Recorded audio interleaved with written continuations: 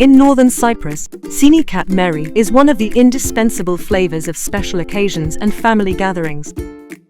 Traditionally, this dessert is prepared by rolling out thin phyllo dough and enriching it with various ingredients.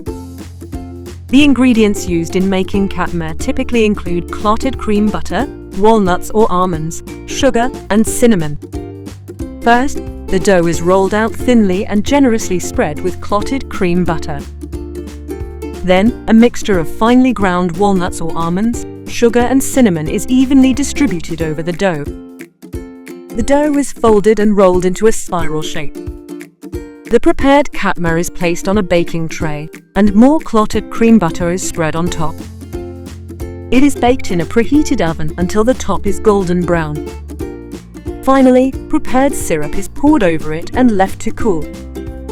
In northern Cyprus, this traditional dessert holds great significance as a symbol of hospitality and family bonds.